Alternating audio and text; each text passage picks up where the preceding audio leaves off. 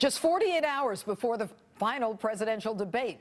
So what tricks do the Democrats have up their sleeves? Political strategist Dick Morris, author of Here Come the Black Helicopters, joins me this evening. Thank you for being with us, Dick. Good. Well, thank you. All right. Now, let's talk about this October surprise that we hear so much about, which is a traditional surprise right before an election. And this past week, we had Hillary Clinton come out on Monday night before the debate and take it one for the team. What can we expect before the debate on Monday? We should remember that in the last 5 presidential elections, 2 have been won overwhelmingly by the Democrat, Obama and Clinton, for re-election in '96.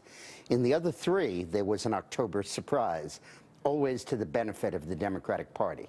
In '92, they announced the indictment of Bush's defense secretary, Cap Weinberger, 4 days before the election.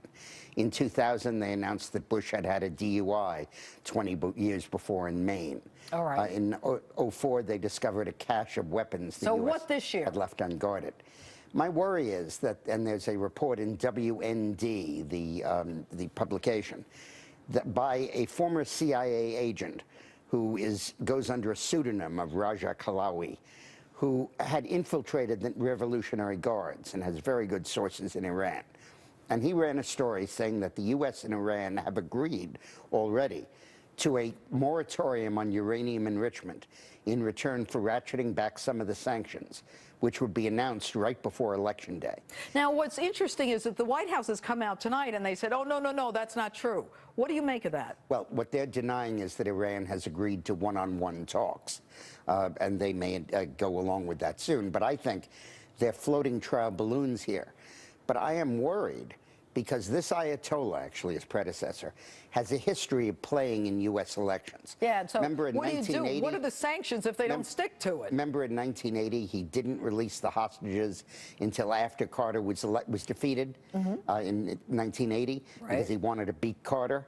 I could see them doing this to elect Obama and keep out Romney. Right, because they'd rather have Obama than Romney. And I think what we do about it is we talk a lot about how this may come, this may happen.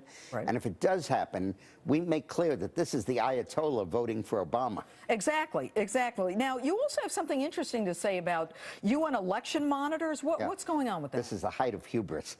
In my new book, Here Come the Black Helicopters, UN Global Governance and the Loss of Freedom, we talk about the goal of the UN to become a global government.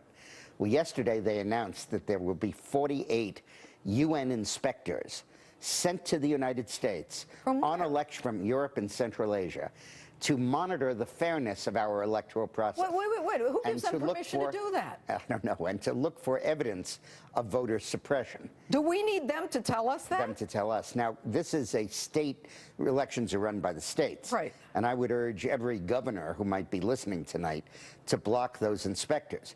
For the UN, 60% of whose members are not democracies, to monitor our elections for evidence of voter suppression. Ridiculous. Real fast, yes or no, will there be a strike before the election by this administration?